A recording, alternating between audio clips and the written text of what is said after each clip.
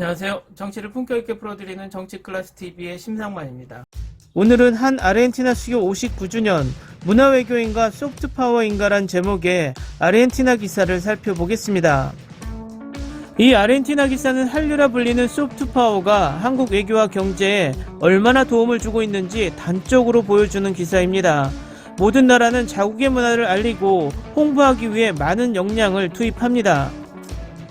그렇지만 많은 인적 물적 홍보를 해도 투자한 만큼 그 나라의 이미지를 높이는 것은 엄청나기 힘든 일입니다.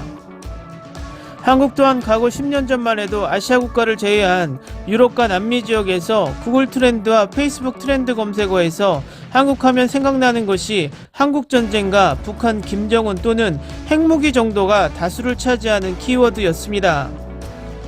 그러나 한류가 유럽과 북미, 남미로 깊이 들어가면서 이젠 한국의 키워드는 K-팝, K-드라마 등 문화적 키워드가 상당수 차지하고 있습니다.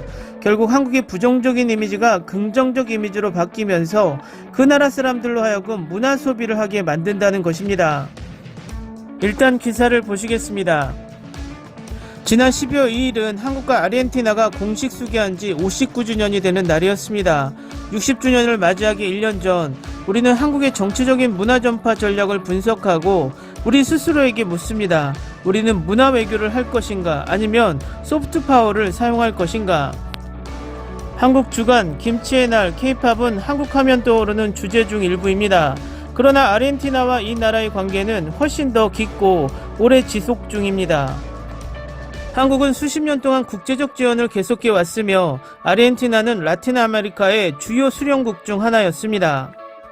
60년대에 아르헨티나와 대한민국 간의 공식적인 관계를 시작했습니다. 1962년 2월 부에노스아이레스, 워싱턴, 도쿄에서 양국 대표가 개최한 1년의 대화가 성공적으로 마무리되었습니다.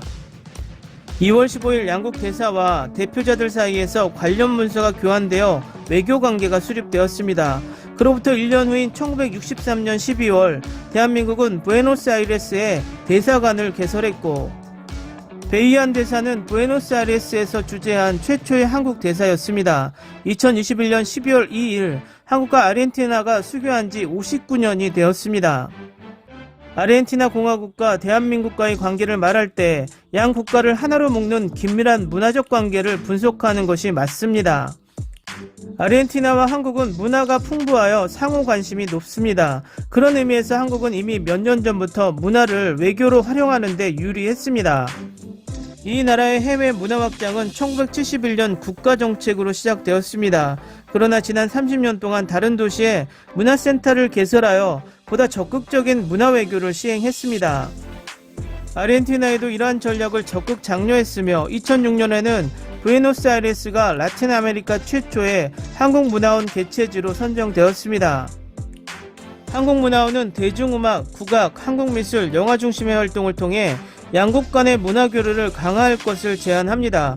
동시에 어학연수와 만화, 애니메이션, 비디오게임, 한지, 음식, 의복 등의 다양한 문화체험 기회를 제공하고 있습니다. 소프트파워의 범주와 달리 문화외교는 국가가 문화적 설득을 통해 목표를 달성하는 능력을 의미할 뿐만 아니라 기본적으로 아이디어, 정보, 예술의 교환을 통해 문화 간 대화를 생성할 수 있는 가능성을 의미합니다.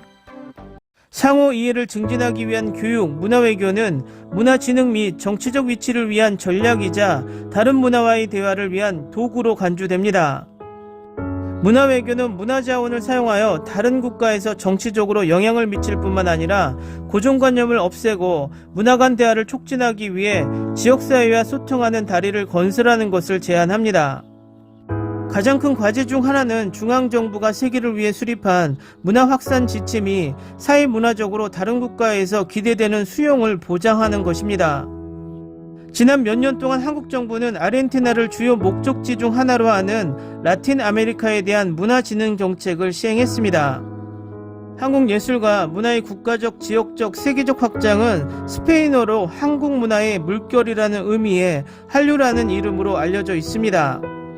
서구뿐만 아니라 전 세계가 빠르게 통합되면서 한국은 아시아에서 빠르게 자신들의 경제적 문화적 침투를 발견하며 한류가 자신들을 알리는 방법임을 깨달았습니다. 한류는 다양한 문화 상품으로 구성되어 있으며 최근에는 K-팝을 통해 아르헨티나 젊은이들과 유대 관계를 강화하고 알리는 데 중점을 두고 있습니다. 이를 위해 다양한 정책이 개발되었습니다. 첫째, 라틴 아메리카 K-팝 콘테스트를 홍보하고 한국문화원 자체 홈페이지와 소셜 네트워크를 통해 홍보했습니다. 둘째, 한국문화원은 한국 대사관과 공동으로 K-팝 경연대회를 조직하고 아르헨티나 젊은이들의 세계 K-팝 경연대회 출전을 지원하고 있습니다. 이와 함께 최근에는 아르헨티나와 한국계 아르헨티나의 저명한 예술가들이 K-팝 경연대회 심사위원단에 합류해 현지 대중의 관심을 높이고 아르헨티나에서 큰 화제를 이끌 예정입니다. 마침내 다양한 공식 교육 및 문화회의를 통해 K-팝 경연대회 참여가 증가하고 있습니다. 한국문화원 원장은 이 행사가 센터가 조직하는 가장 중요한 행사이며 한국에 대한 젊은이들의 호기심과 관심을 일깨우기 위한 것이라고 주장합니다. 2017년 그는 이 대회의 문화적 가치는 한국 문화의 보급과 중남미 국가들과의 관계에서 엄청나게 기여하고 있다고 말했습니다. K-팝 외에도 한국 문화는 다른 분야에서 크게 자리 잡고 있습니다. 그 예로 2021년 10월 8일부터 15일까지 한국의 문화를 체험하고 경험할 수 있는 다양한 콘텐츠로 진행되는 코리아 위크를 들 수 있습니다. 그 기간 동안 아르헨티나의 한인 커뮤니티의 삶, 한국에서 살고 있는 아르헨티나인 두 문화를 공유하는 한 아르헨티나 부부의 삶이 어떤 것인지에 대해 더 많이 배울 수 있었습니다. 뷰티팁을 아는 것 외에도 K-팝의 세계로 들어가는 것 등의 활동, 그들은 한국에서 한국어가 어떻게 성장하고 있으며 왜 점점 더 많은 아르헨티나인들이 한국에서 공부하고 일할 수 있는 기회를 제공하기 때문에 한국어를 마스터하려고 하는지를 이해하는 다큐멘터리를 포함하여 한국어를 공부할 기회에 대해 알렸습니다. 그 코리아 위크 기간 11월 22일 아르헨티나 상원의 김치의 날 제정으로 절정에 달았습니다. 김치는 이 나라의 문화를 대표하는 음식 중 하나로 한국의 대표적인 음식입니다. 전 세계적으로 UN 교육과학문화기구는 김치를 인류의 무형유산으로 선언했습니다. 김치의 날 제정은 59주년 수교를 기념하여 3만여 명의 아르헨티나 재외동포들에게 일정한 대표성을 부여하며 아르헨티나에 정착한 한인 이민자들과 한 아르헨티나 관계의 중요성을 강조하는 것입니다. 우리는 한국의 문화외교 전략이 아르헨티나에서 성공 이상이었다고 결론 지을 수 있습니다. 두 나라 사이의 긴밀한 관계는 가까운 장래에 더 깊은 경제관계의 수립으로 발전할 수 있습니다. 현 주한대사는 국가김치의 날이 제정된 후 한국과 아르헨티나가 문화적으로는 물론 기술, 경제, 환경, 생산 면에서도 지속적으로 번창하는 지속적인 관계를 유지하기를 바란다고 말했습니다. 아르헨티나가 떠오르는 선진국과 관계를 구축할 가능성이 크다는 것은 의심의 여지가 없습니다. 그리고 한국의 경우 문화교류가 이 관계를 심화하고 다변화하는 첫걸음인 것 같습니다. 기사 잘 보셨나요? 이제 한국은 스마트폰, 자동차, 선박을 잘 만드는 제조업 국가에서 K-팝, K-드라마를 잘 만드는 나라, 문화까지 앞선 나라로 불리고 있습니다. 하버드대 교수 조셉 나이의 소프트파워 이론을 가장 잘 실천하고 그 롤모델의 나라가 한국이 되는 것 같아서 뿌듯하기만 합니다. 앞으로도 많은 국가에서 한국과 교류하고 싶어 먼저 손을 내미는 일이 흔해질 것 같습니다. 오늘은 여기까지 하겠습니다. 오늘도 생활 속 거리두기 꼭 실천합시다. 당신의 구독과 좋아요는 저에게 큰 힘이 됩니다. 항상 시청해주셔서 고맙습니다.